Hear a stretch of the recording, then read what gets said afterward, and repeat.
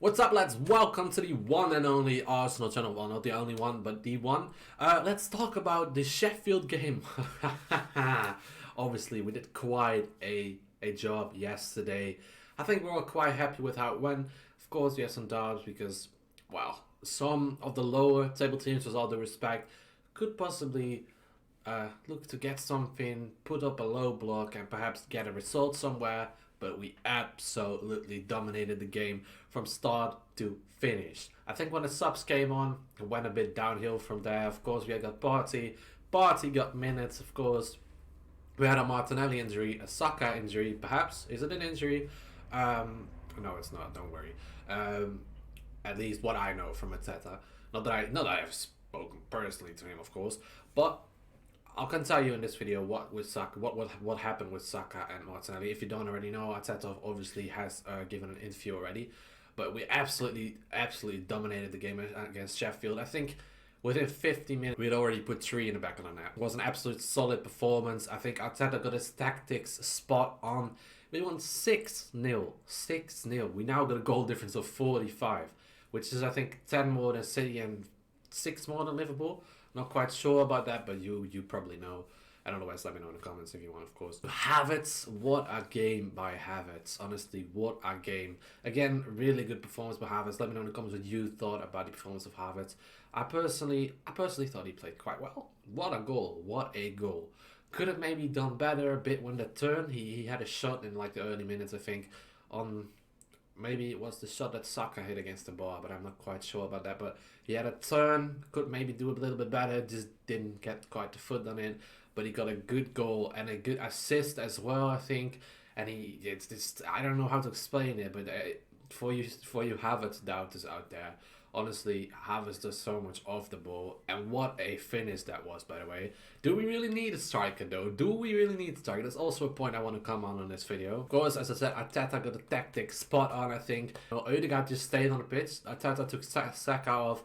Martinelli was off. The entire team was gone off, which is okay because we got a game on Saturday, and then we got, of course, the Porto game on Tuesday, which I won't talk about in this video because I've already done that in a preview of this game. But I think the Sheffield defending was, even though Arteta's tactics were really good, I think the Sheffield defending was absolutely disastrous, to be fair. When I was watching the game, when it was 2-3-0, you can look somewhere, you can put your attention to somewhere else. You don't have to be completely focused in the game anymore when it is 3-0 in less than 15 minutes. So I was looking at Sheffield defending a bit, and it was all over the place. There wasn't even a line. Yeah, at some point, because there was already a substitute made by Sheffield in the first 15 minutes, I think. But at some point, you had like 4, 5, 6 defenders on a row, right? But at some point as well, you had like the entire team was like pushed out. Then you had a defender here. It was like it wasn't even a lineup anymore. It was just random defenders all over the place, and of course with Odegaard and Declan in the middle of that, you don't want to do that. You don't want to do that. So we now come on the Saka and Martinelli update. I told you in the beginning of this video. I think Arteta said in the video, in this interview, if you haven't watched it already, Arteta said that Saka went off because he was feeling sick, so no need to worry. It's not an injury. And Martinelli had a cut in his foot. Perhaps from a boot, but he should be fine. I don't think there's any injury there as well. So that's of course good news. When Martinelli came off, I was quite a bit thinking like, oh, we need Martinelli for Porto. I can't quite, and then I thought like, you can't quite see Trossard with the same pace. So maybe we should buy another winger, good winger, maybe on loan perhaps, but to replace Martinelli if anything happens. Because of course our wingers are playing outrageous minutes right now. Maybe it's in the contract that they want to play this amount of minutes, but I think a good amount of rest wouldn't hurt anyone, We're really in form now, so let's see if we can take that form up to Tuesday, up to Saturday, of course, as well, but also up to Tuesday in an important game against, of course, Porto, which we lost 1-0 at Porto itself. Let's go into the play ratings as well. Well, let's start with the goalkeeper, Raya. In my opinion, a solid 9. I think Raya was quite well. Raya had a good save as well. Even though it was offside, it was still a save, which was pretty good in my opinion. Because if it wasn't offside, Raya would have saved it, of course. Doesn't count, but I mean, it's still a good save, right? So I give Raya a 9. Ben White, I give also a 9. Good goal by Ben White. Yeah, as a right back, we don't have Saka anymore. Ben White just shot it in himself, you know. They can also Saliba and Gabriel, both nines as well. Yes, a lot of nines. I think we just played. We played insanely well yesterday, so I can't really give anything less than a 9 to be fair, or an 8. I think Kivio a 7 to be fair. I give Kivio a 7 or 6. Should I give Kivio a 6? Well, it is. It's really. I'm giving a 6 to Kivio, but that's only because Kivio was a bit sloppy with the passes. Defending was quite well, but I don't trust Kivio enough to go up there, you know, like Cini does. But like I don't know. Let me know in the comments what you think about Cini's Kivio's performance, of course. Not Cini. Cini is still injured, I think. But yeah, I give Kivio a 6. I don't know. Maybe I missed something in the game.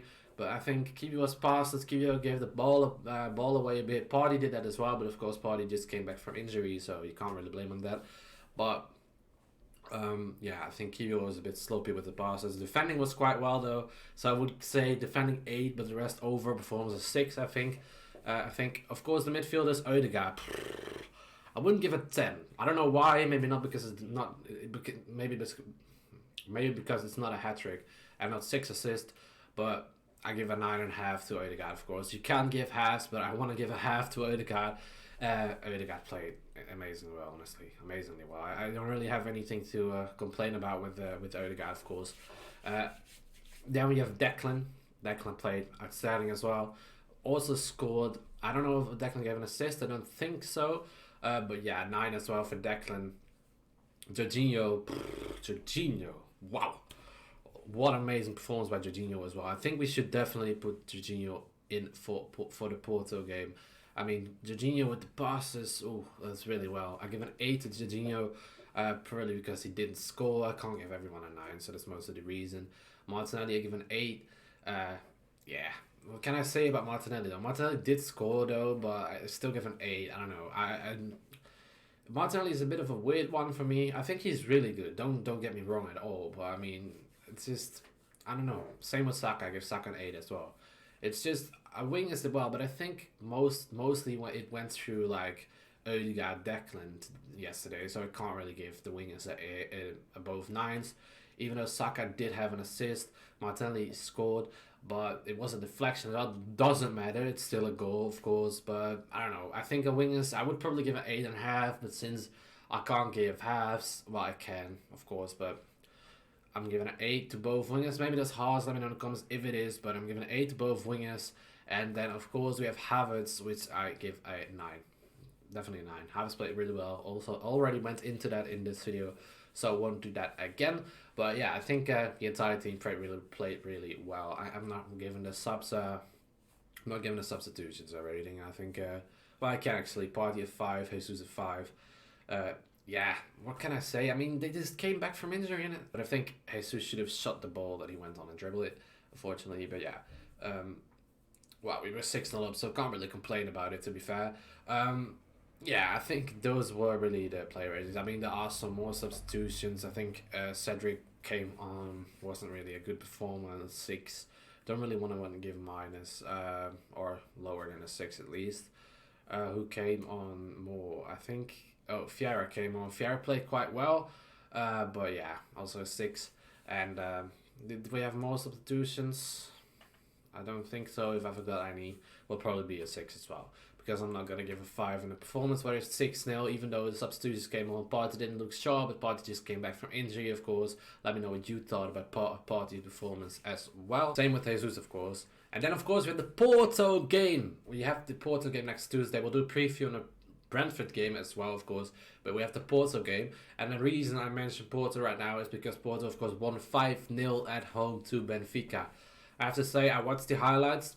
It looked pretty good, but I do have to say it was a bit of defensive mistakes by Benfica defending. I don't take any credit away for Porto, of course, but it wasn't really looking quite solid in the back for Benfica at some things, with clunky goals as well. And we responded with a 6-0 at home. Can we do the same at Brentford? I even think I tied up my preview. Can we get another 6? And we did get another 6. So I wouldn't mind getting another 6 at Brentford as well. I don't mind a 1-0, 2-0. I think it's going to be a difficult game, of course, but I'm not going into that at all right now. I will do a preview on this channel as well. But yeah, I think, to be fair, the Porto game coming up, I'm quite positive about it, but at the same time, I don't know how it's gonna be like. Are players gonna be nervous again? Are players like not gonna respond on a good way or positively to the environment? Of course, it's Champions League. Yeah, I don't know. I'd expected Arsenal to do something in Porto as well, but it wasn't it. It was like we're playing with the break on. I don't know. It was just we weren't there. Not any player wasn't there. I think the only one who really performed was well, no, I can't really even say anything. I think Odegaard perhaps, but it's more Odegaard's work rate. Odegaard never gives up work rate. You can't really say that of Odegaard, even in our worst games. Odegaard never really gives up work rate, so I wouldn't say that. But yeah, of course, in the Brentford game next, we'll do a preview on this channel as well. And I think that was it. That was it. I think we played a really good game. Yeah, quite positive, isn't it? Look, it's quite fun watching our team play right now. It's quite fun. What do you think? What are your thoughts on this game? Let me know in the comments. What are your player ratings? Let me know in the comments as well. We'll reply to every comment I get. And make sure you subscribe if you haven't already. Well, I have 0 subscribers right now, so I don't think you have. But if you do, I'd really appreciate it. If you don't, I just watch the video. Already appreciate that support enough. And I'll see you at the Brentford preview.